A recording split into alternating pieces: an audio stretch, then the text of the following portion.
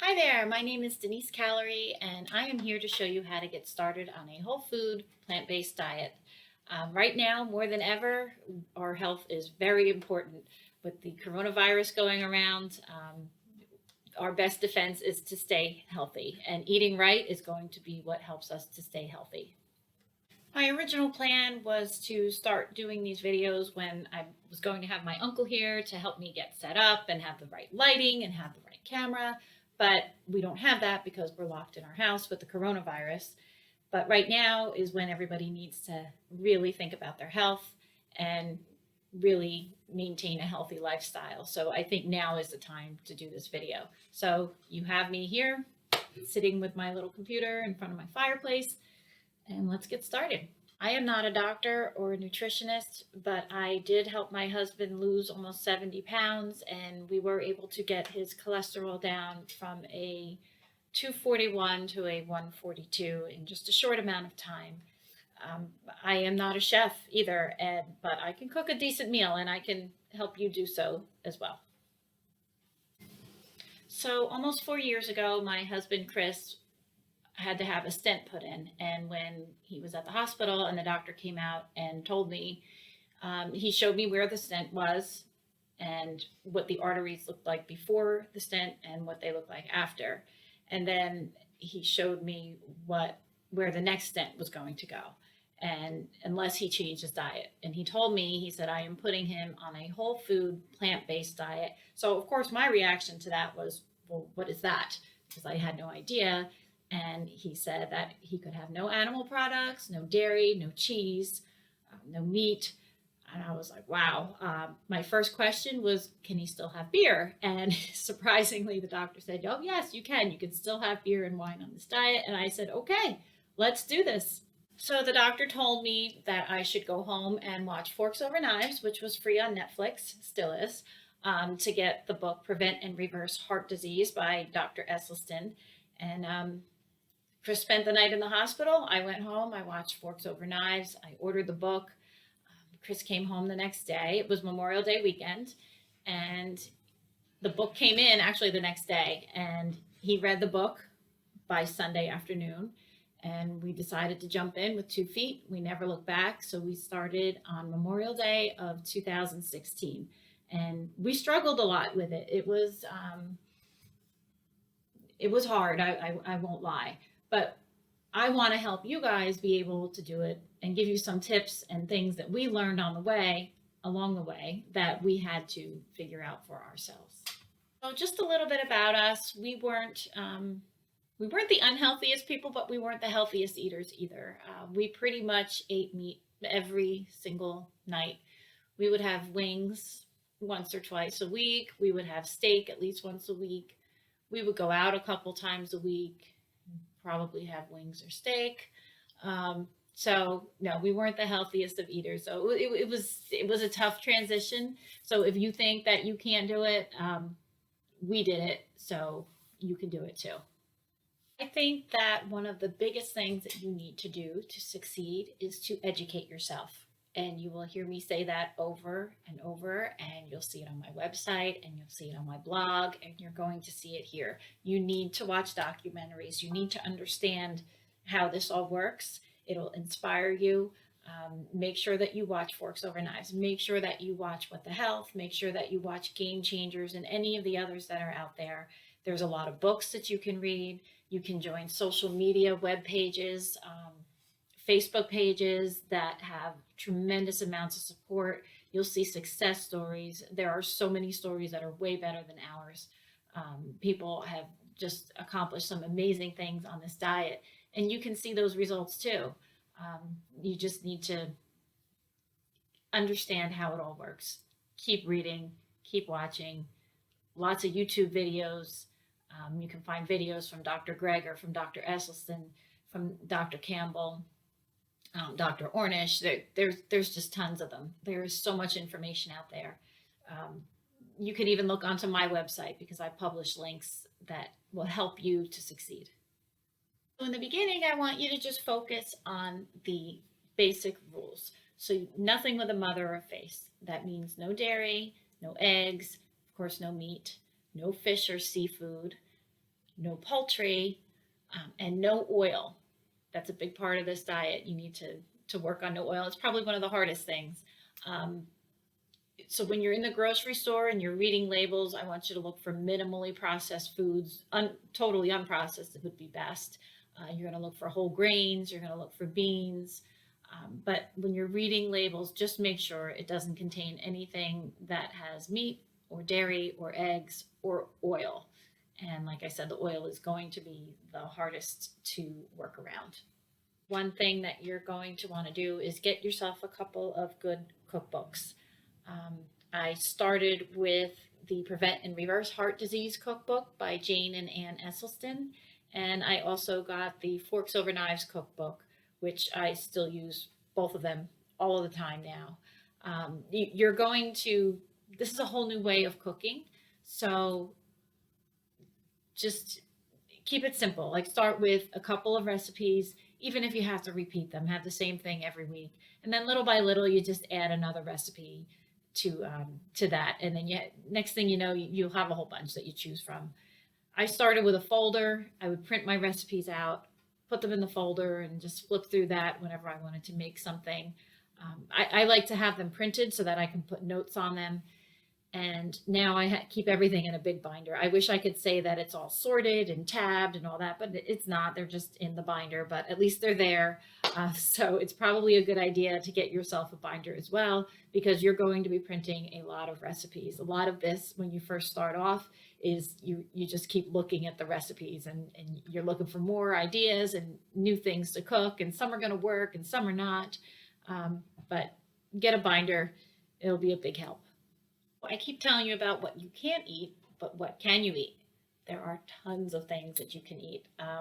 We eat a lot of pasta, actually. We eat a lot of whole grain pasta, at least a couple times a week. You can eat lots of beans. You can have potatoes. We make French fries at least once or twice a week. We just cut them up, put them on a baking sheet, use parchment paper. You have to have parchment paper. It's going to be your best friend when you're not cooking with oil. Just cut up the potatoes, put the oven on 450, season them a little bit, and bake them, and they're awesome.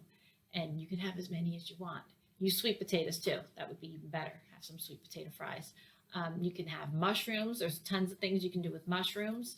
You can have lots of leafy greens, as many as you want. And the best ones to have, according to Dr. Esselstyn, are Swiss chard, arugula, spinach, kale, beets, and beet greens.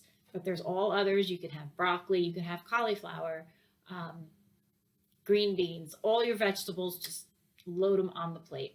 Lots of salads, but you don't have to eat all salad. You can have a lot of other good food. Cooking without oil. Cooking without oil is going to be a challenge, but you can work around it. And in a little while, I am going to show you how to saute onions without oil. You can just use water or a little bit of vegetable broth or even wine. And like I said earlier, parchment paper is going to be your best friend. You don't need nonstick pans either. I don't like the Teflon pans. Mine are just regular stainless steel. It's really not as bad as it sounds. And surprisingly, when you're sauteing the onions, the best way to do it is to turn the heat all the way up on high and let the pan get very hot. Throw the onions in and stir them around. You add a tablespoon of water at a time to keep them from sticking, and it works perfectly. So another thing I want you to work on this week is to try and not have processed foods, because not all plant-based foods are whole foods. Some of them are processed. Things like refined flours and sugar and oil, they are all processed. So no white bread. Look for whole grain breads without oil. One good brand is Ezekiel bread. You can usually have any of their products. No Oreos. And your friends are going to tell you that Oreos are vegan, and I think they are, but you cannot have them. You don't want to have juice, because you don't want to have the juice that's extracted out of the fruit. What you want is the whole fruit with all the dietary fiber that's included with it. So don't have just the sugary juice, because it's going to cause your insulin to spike. Another thing that I need to mention that you need to at least limit is going to be nuts and avocados. because they're very high in fat. So you can have them depending on, I mean, if you're here because of heart disease, you probably want to avoid them. But and for weight loss, you want to avoid them as much as possible. But they are a whole food.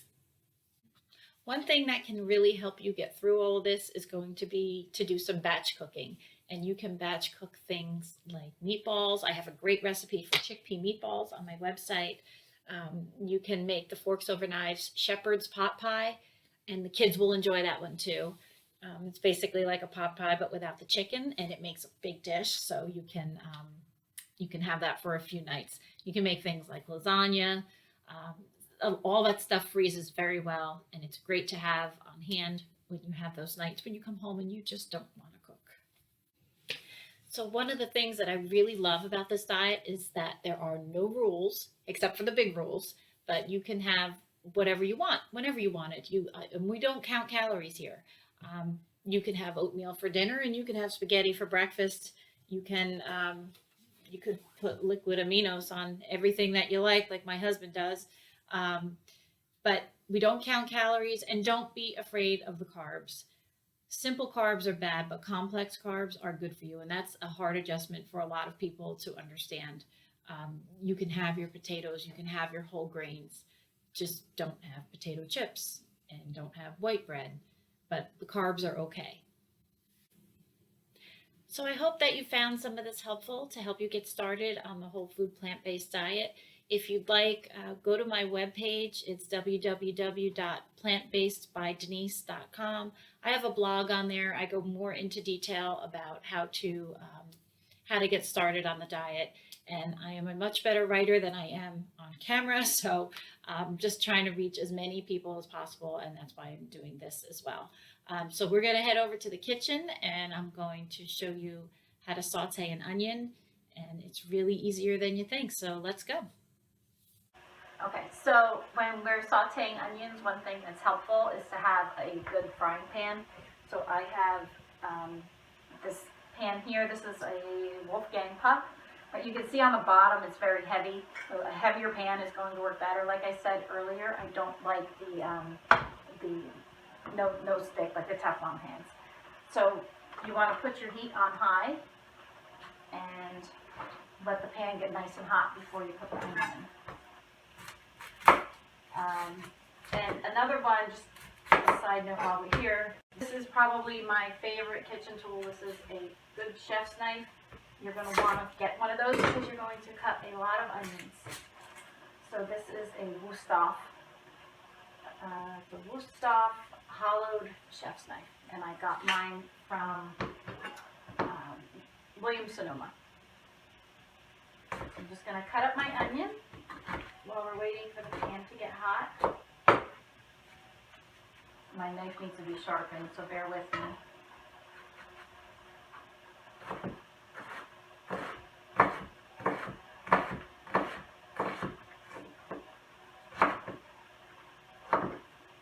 So when you have the ends of the onion, save these, don't throw them out because you can use them for vegetable broth.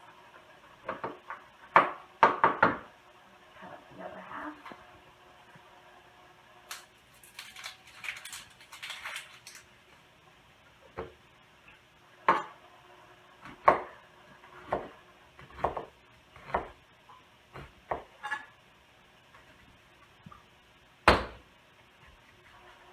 Dishwasher.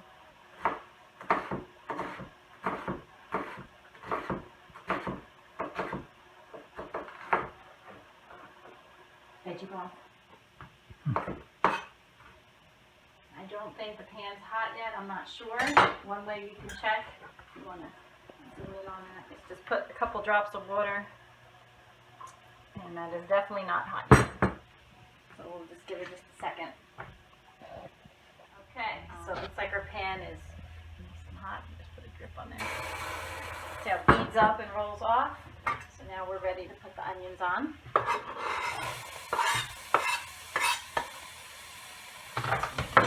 Nice hot pan. Just keep stirring them so that they don't stick.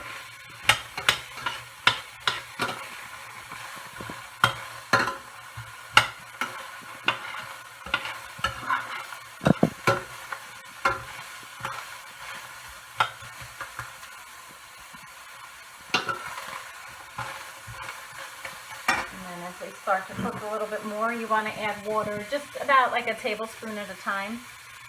Add the water in.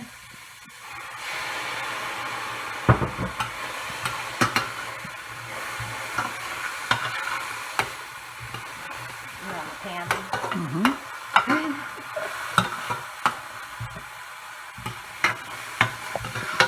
Add a little water, they're getting hotter. Add a little more.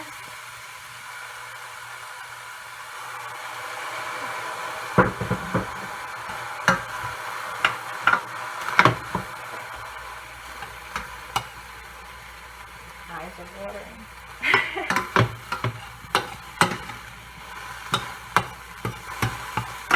Normally I would have the fan on, but I don't want to mess up the sound. But you can see that they're starting to brown. And as you add the water, it deglazes the pan a little bit.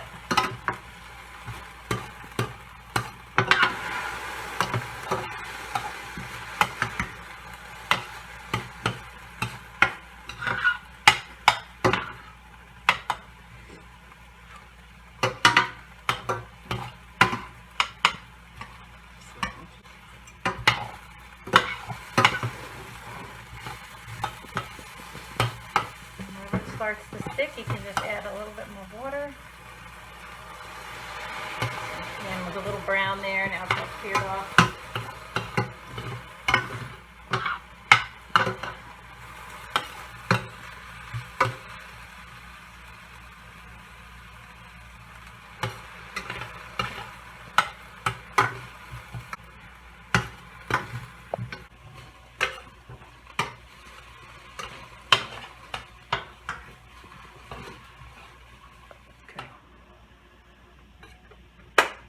So there you go. We have some nice caramelized onions, and we did not use oil, and we did not use a Teflon pan.